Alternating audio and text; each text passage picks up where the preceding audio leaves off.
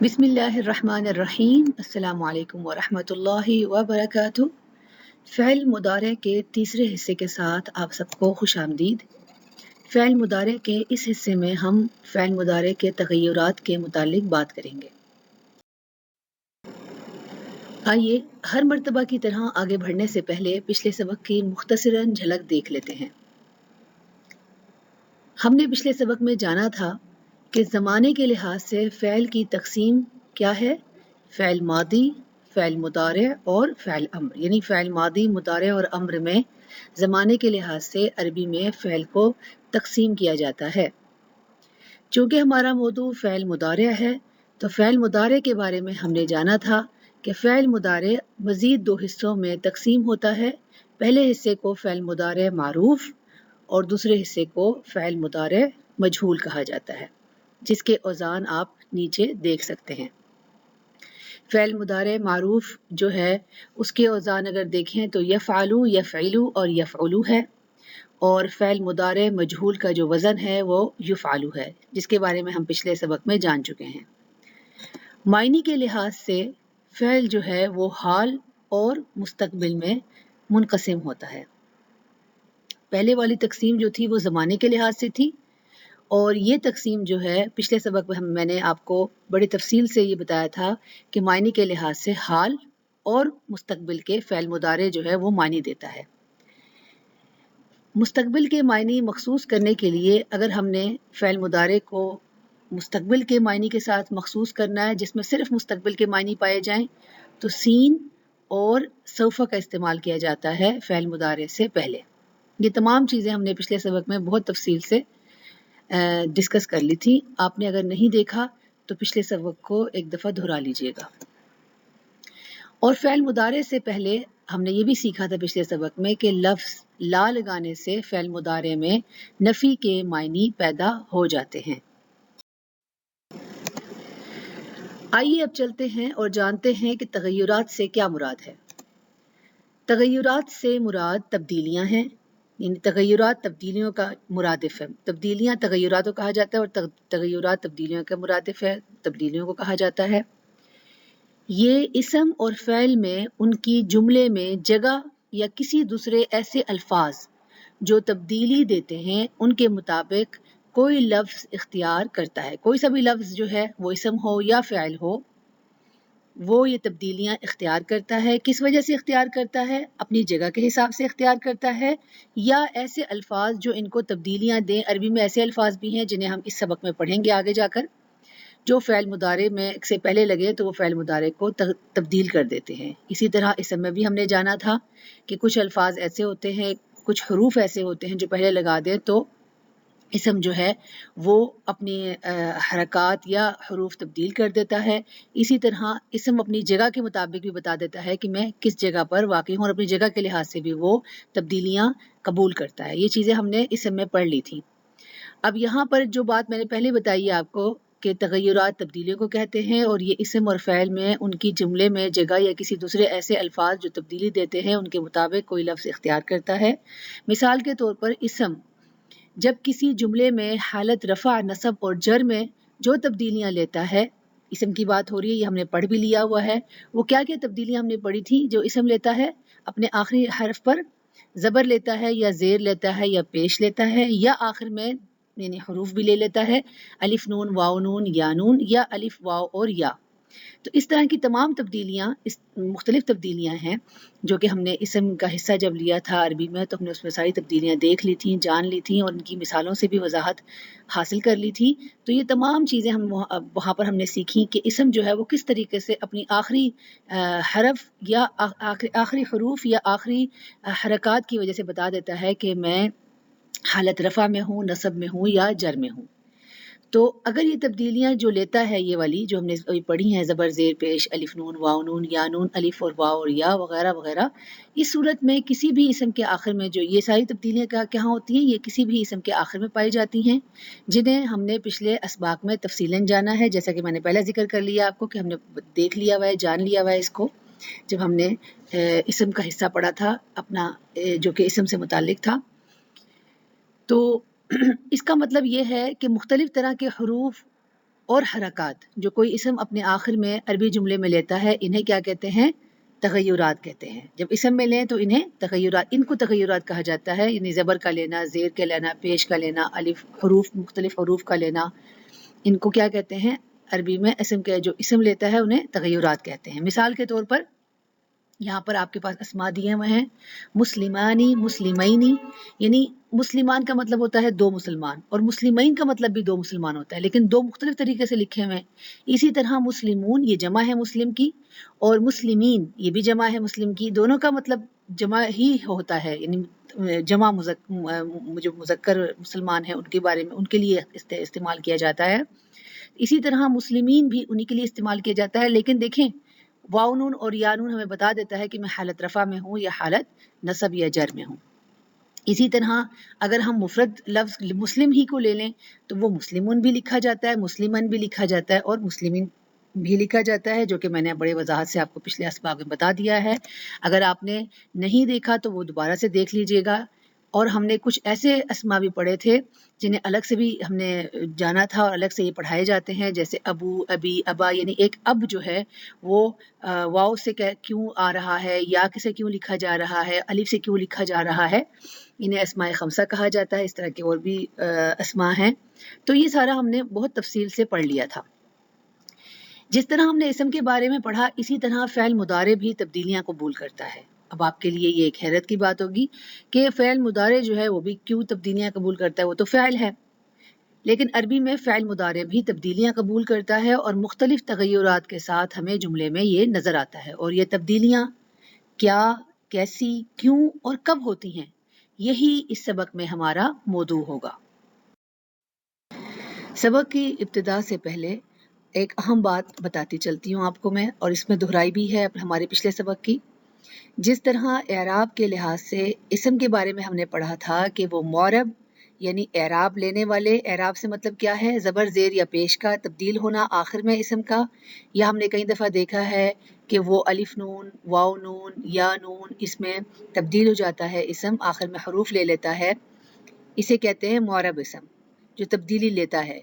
اس میں تقسیم ہوتے ہیں اعراب کے لینے یا نہ لینے کے لحاظ سے، یا وہ مبنی ہوتے ہیں، یعنی جس طریقے سے وہ استعمال ہوتے آ رہے ہیں، یا عربی دانوں نے ان کو استعمال کیا ہے وہ ویسے ہی استعمال ہوتے ہیں، بے شک وہ جملے میں فاعل بن کے آ رہے ہوں، مفعول بھی کی جگہ پہ آ رہے ہوں، یا ان کے پیچھے حرف جر آ رہا ہو۔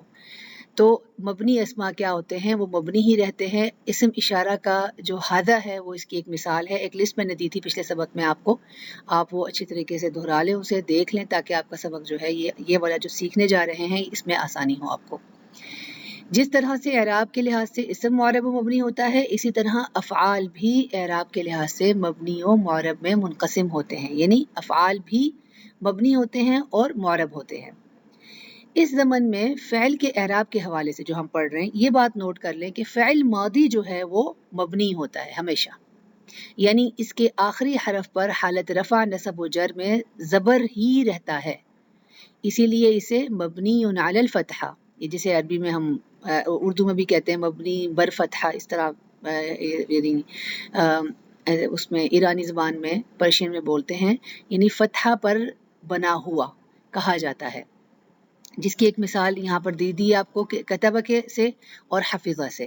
کتبہ کا زبر دیکھیں آخر میں، اور حفظہ کا زبر دیکھیں، یہ پیش میں یا جزم میں تبدیل نہیں ہوگا کبھی بھی، یہ کتبہ ہی رہے گا اور حفظہ ہی رہے گا، یہ مبنی علی الفتحہ ہوتا ہے، فتحہ پر مبنی بنا ہوا، اس کا مطلب ہے آخر میں یہ فتحہ ہی لیتا ہے۔ فعل ماضی کے برعکس فعل مضارع عربی میں ایک معرب منصرف فعل ہے، یعنی یہ تبدیلی لینے والا فعل ہے آخر میں، یعنی اس کے آخری حرف کی جو اصلی حرکت تھی وہ ہم نے کیا پڑھی تھی؟ پیش پڑھی تھی، کہ آخری کتبہ کا آخر میں ہم دیکھیں اگر تو اس کا فعل مضارع بنتا ہے یکتبو، یکتبو جو ہے وہ پیش آخر میں لے رہا ہے جو کہ اس کی اصلی حرکت ہے، یہ اپنے سے پہلے آنے والے حروف کی وجہ سے تبدیل ہو جاتی ہے، یعنی کچھ حروف مخصوص حروف ہیں جنہیں آگے جا کر ہم پڑھیں گے، وہ حروف اگر فعل مضارع کے شروع میں لگا دیا جائے تو اس کی یہ جو پیش والی حرکت ہے، اصلی حرکت، یہ تبدیل ہو جاتی ہے۔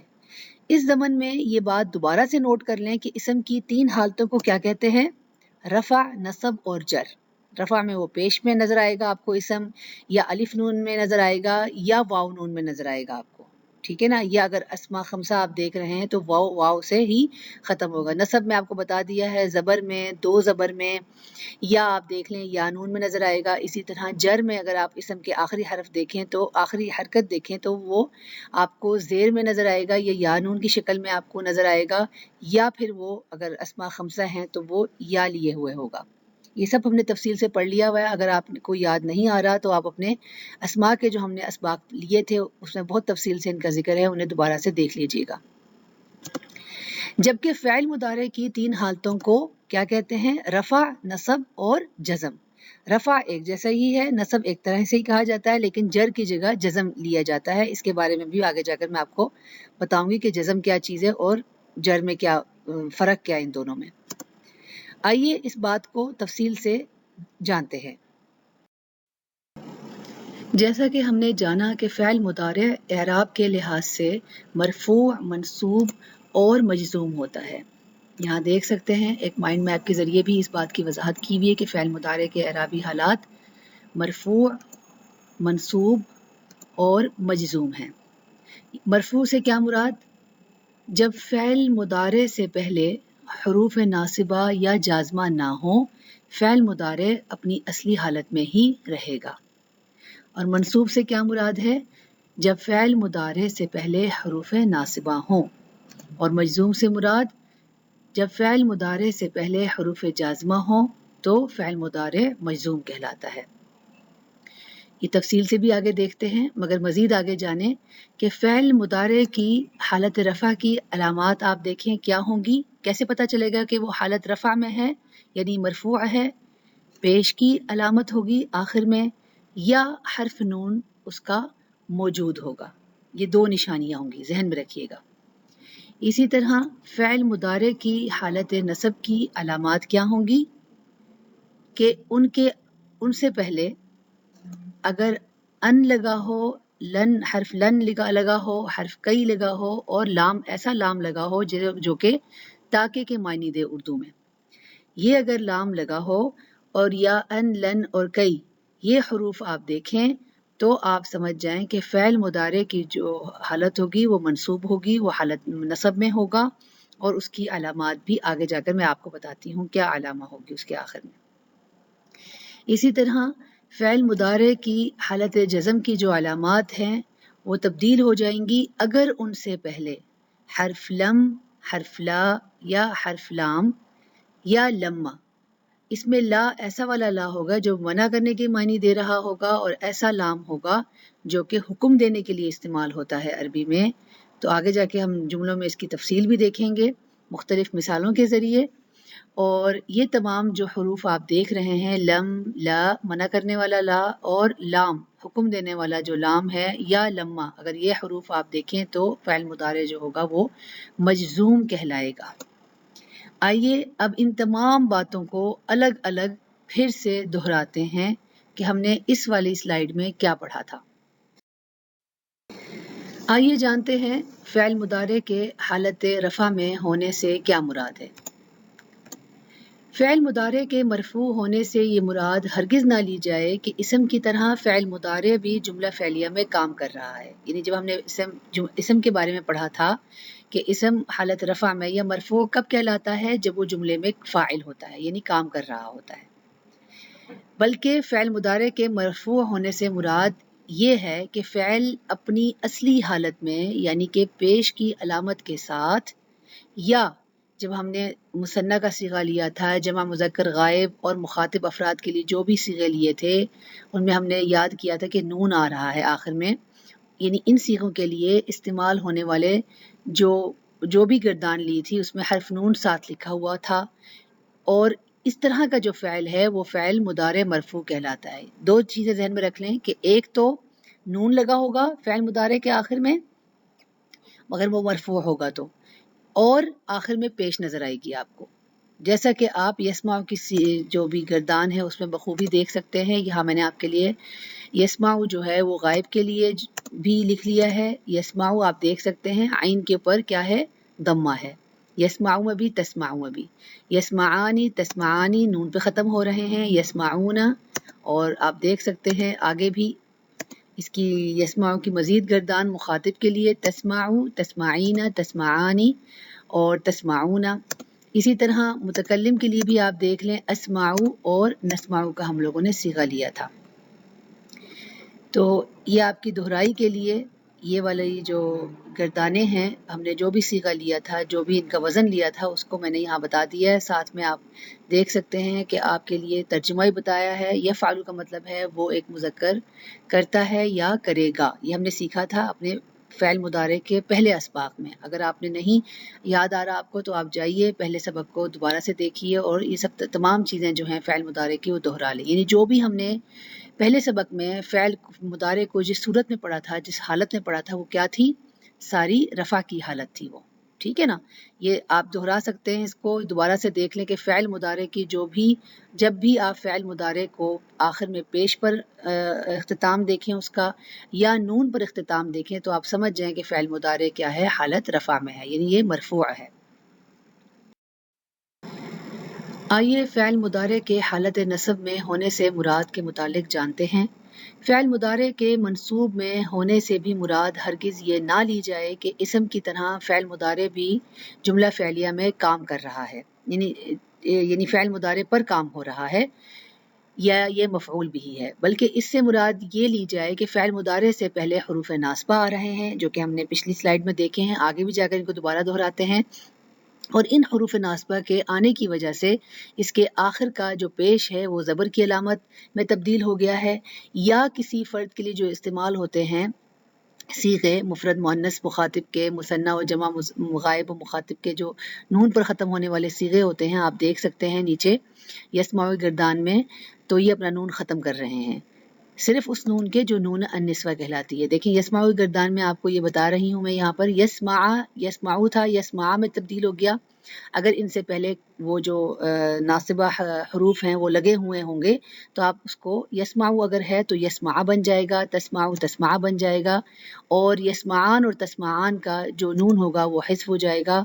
اسی طرح یسمعو کا بھی نون ختم ہو جائے گا سوائے کس کے؟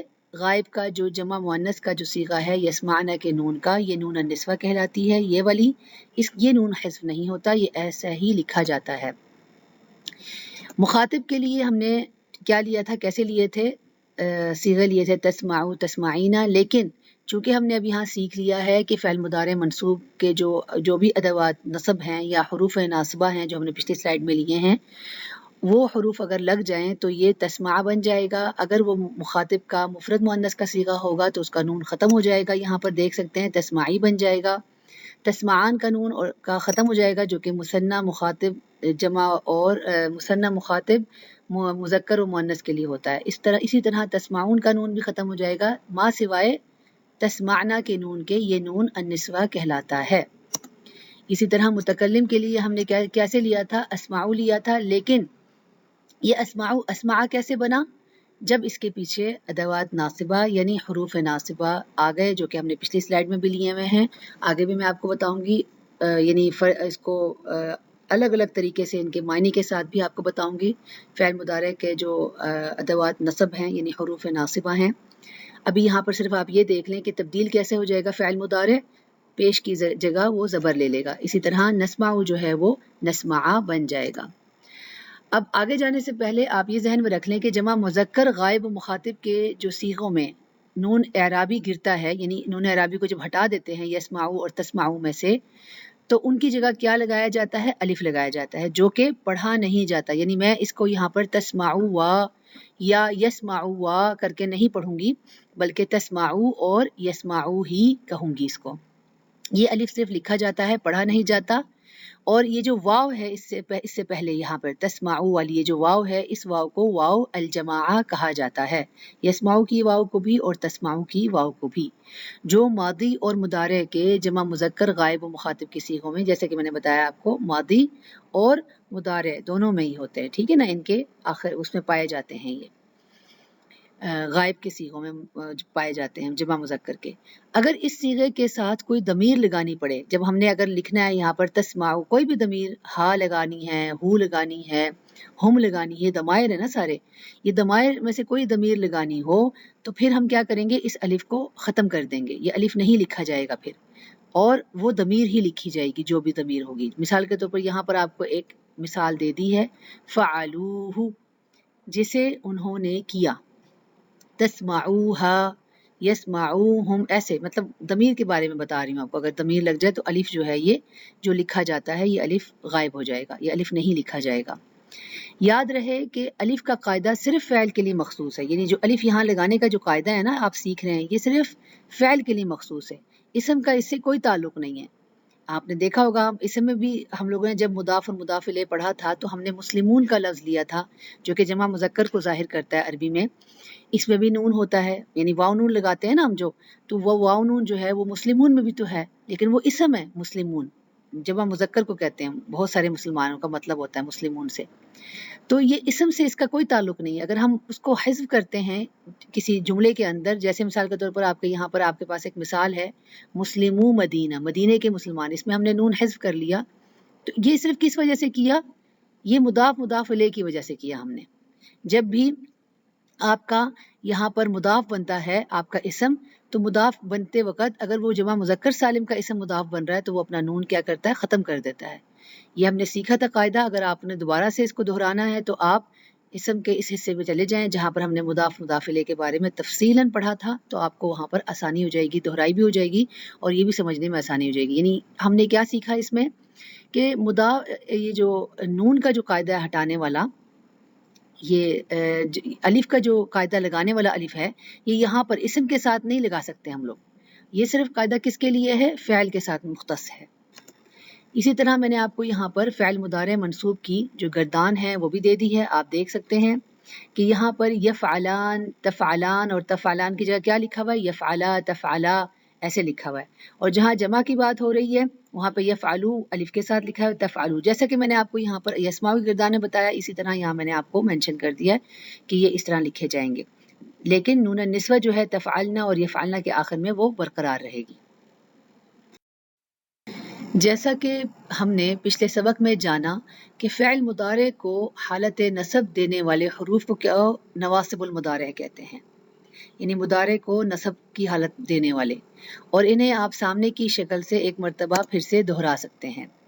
نواصب المضارع ایسے حروف جو فعل مضارع سے پہلے آتے ہیں اور اس فعل کو یعنی فعل مضارع کو حالت نصب میں لے جاتے ہیں، منصوب کر دیتے ہیں. یہ کون کون سے حروف ہیں، لن جن کے معنی ہیں ہرگز نہیں، ان جس کے معنی ہیں کہ، اذن یا اذن، دونوں کو اس طرح لکھ سکتے ہیں، اذن یا اذن، اس دونوں کا مطلب ہے جب تو، اور کئی کا مطلب ہے تاکہ، حتی اس سے مراد ہے یہاں تک کہ، اور لی لام کے نیچے جو کسرہ ہے اس سے مراد ہے تاکہ، یہ لام جو ہے تاکہ کے معنی دینے والا لام ہے.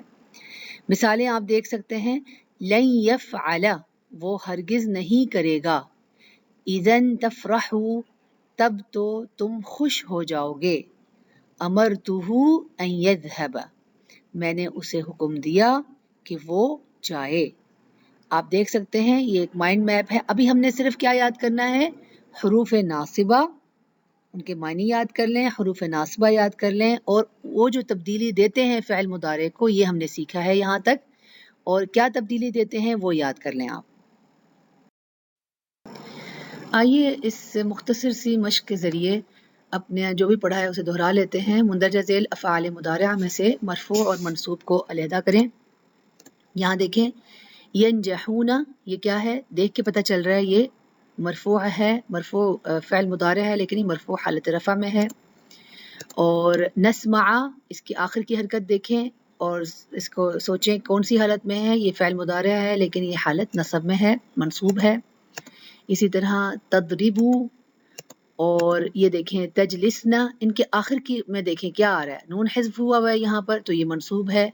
تجلسنا یہ کیا ہے، مرفوع اور منصوب دونوں ہے. یہاں پر ہمیں نہیں پتہ چل رہا ہے کیونکہ جملے کے اندر اگر اس سے پیچھے حروف ناصبہ ہوں گے تو یہ منصوب ہوگا، اگر وہ نہیں ہوں گے تو یہ کیا ہوگا، مرفوع ہوگا. اسی طرح آپ دیکھیں یذبحو مرفوع ہے کیونکہ آخر میں ضمہ ہے، یأکلن ہمیں پتہ نہیں ہے یہاں پر کہ یہ مرفوع ہے یا منصوب ہے، اس لیے یہ دونوں حالتوں میں یہاں نظر آ رہا ہے۔ جملے کے اندر اگر اس سے پہلے حروف ناصبہ ہوں گے تو یہ منصوب ہوگا، اور اگر یہ حروف ناصبہ نہیں ہوں گے تو یہ فعل مضارع جو ہوگا یہ مرفوع ہوگا۔ اب دیکھیں تکتبی، تکتبی منصوب ہے کیونکہ اس کا نون حذف ہوا ہوا ہے۔ اسی طرح افتح فتحہ پہ اختتام پذیر ہو رہا ہے، منصوب ہے۔ اسی طرح تنصر مرفوع ہے، ضمہ پہ اختتام پذیر ہو رہا ہے۔ یہاں پر آپ دیکھیں یضحک یہ کیا ہے؟ منصوب ہے کیونکہ اس کا نون حذف ہوا ہوا ہے۔ تشربو نون حذف ہے، الف لگا ہوا ہے، منصوب ہے یہ۔ اور تدخلانی یہ فعل مضارع ایسا فعل ہے جو کہ مرفوع حالت میں ہے کیونکہ اس کے آخر میں نون حذف نہیں ہوا ہوا ہے۔ دیکھیں یہ چھوٹی چھوٹی چیزیں جو آپ کو بتاتی ہوں نا، اس طریقے سے اگر آپ تلاوت قرآن کے دوران اس چیز کو سوچیں سمجھیں اور اس کی فعل کو دیکھیں، ہم فعل پڑھ رہے ہیں نا، فعل مضارع مرفوع اور منصوب تک جان لیا اس کو، تو آپ فوری قرآن کھولیں اپنا، تو اس میں سے ایک صفحہ بے شک دیکھ لیں، پڑھ لیں، اس میں افعال مضارعہ آ رہے ہیں نہیں آ رہے، اگر آ رہے ہیں تو ان کی حالت کیا ہے، حالت رفع میں ہے یا حالت نصب میں ہے، تو یہ چیزیں آپ خود بھی دیکھ سکتے ہیں اور دہرا سکتے ہیں تلاوت کلام پاک کی وجہ سے۔ یہ اب جانتے ہیں کہ فعل مضارع کے حالت جزم میں ہونے سے کیا مراد ہے۔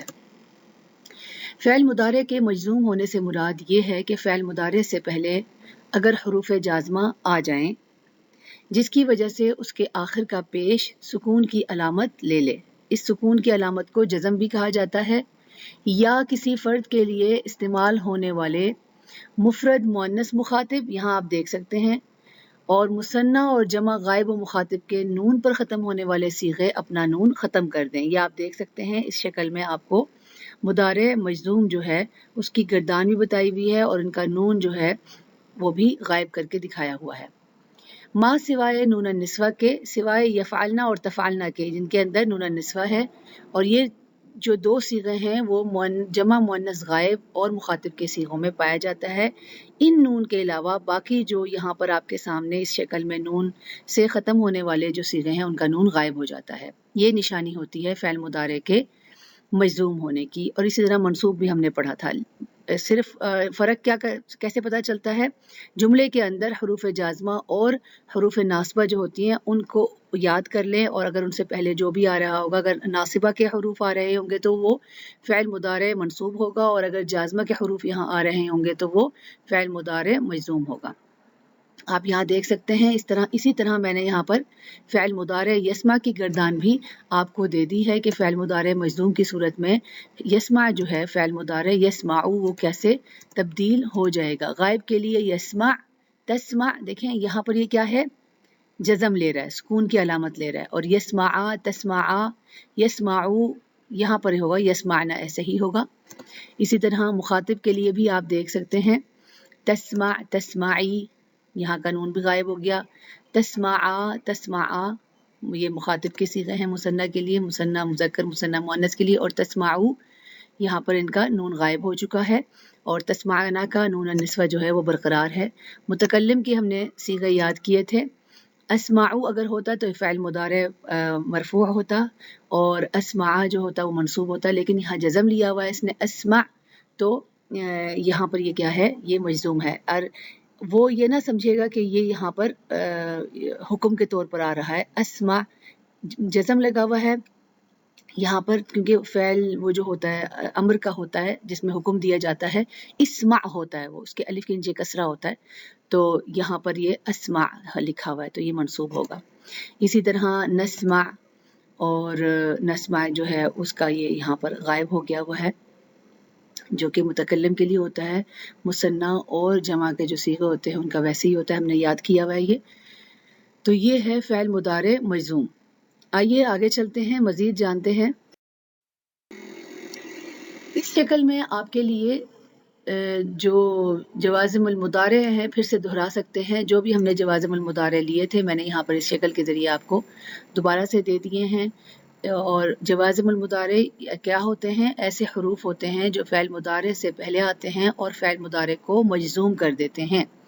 لم، لما کا مطلب ہے، لم کا مطلب ہے ہرگز نہیں، لما ابھی تک نہیں، لی یہ کون سے والا لی ہے، اور لام الامر ہے جسے لام الامر بھی کہتے ہیں، چاہیے کہ، اور لا یہ لا نہیں ہے، نہیں چاہیے، ان کون سے والا ان ہے، شرطیہ والا، اس کا مطلب ہے اگر، اور من کا بھی شرطیہ کے لیے استعمال ہوتا ہے جو۔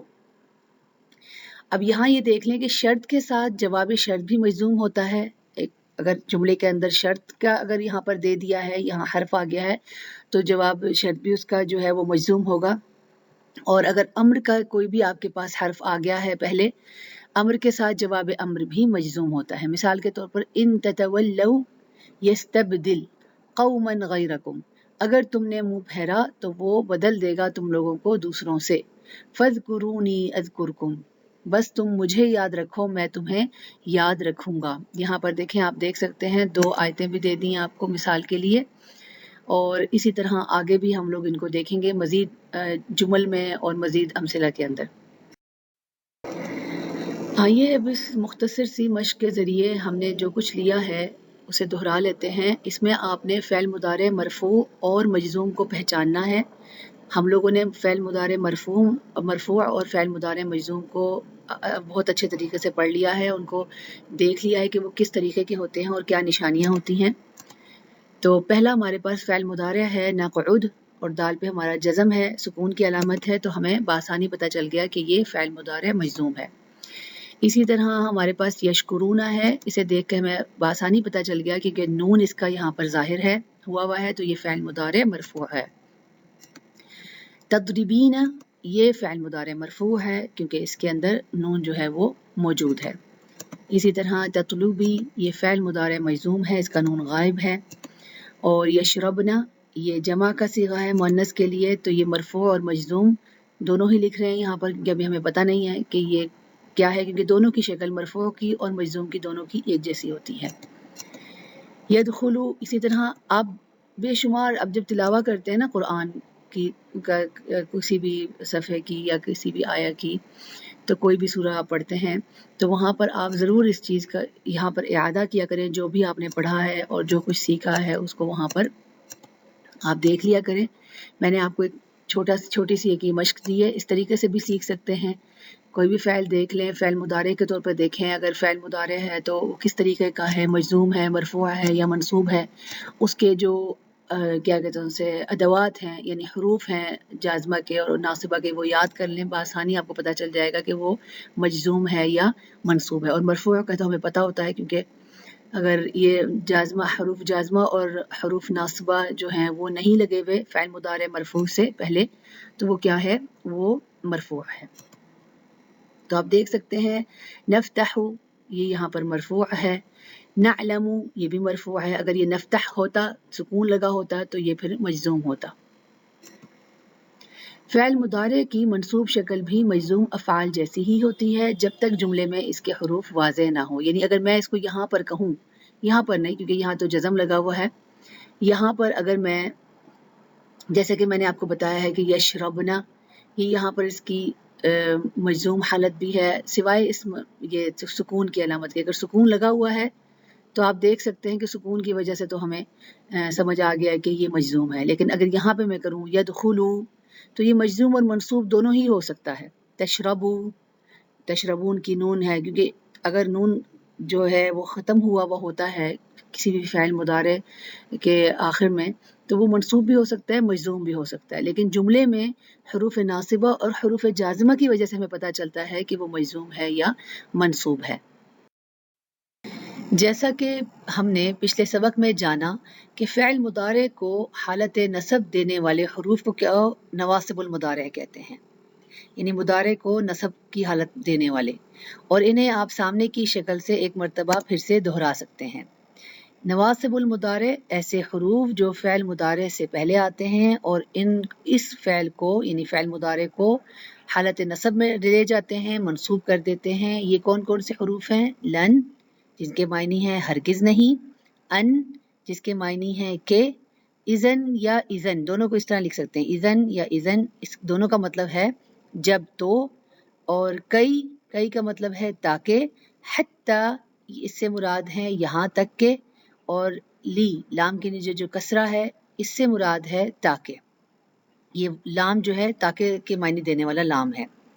مثالیں آپ دیکھ سکتے ہیں، لن یفعل وہ ہرگز نہیں کرے گا، اذن تفرحوا تب تو تم خوش ہو جاؤ گے، امرتہ ان یذهب میں نے اسے حکم دیا کہ وہ جائے۔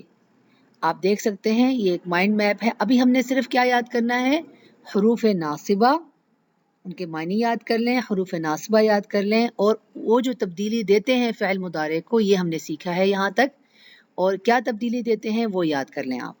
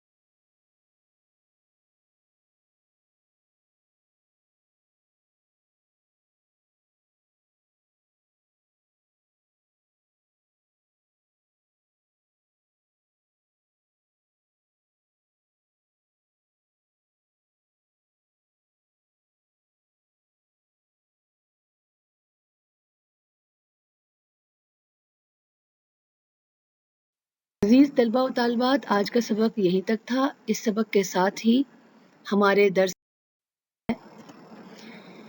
اور اس سبق کے ساتھ ہی ہمارے فعل مضارع کے تغیرات کے پہلے حصے کا بھی اختتام ہوتا ہے۔ باذن اللہ تعالی اگلے سبق میں انہی تغیرات کو تفصیل سے آگے کی طرف جانیں گے، مزید جانیں گے۔ تب تک کے لیے اجازت دیں، فی امان اللہ، ولکم جزیل الشکر۔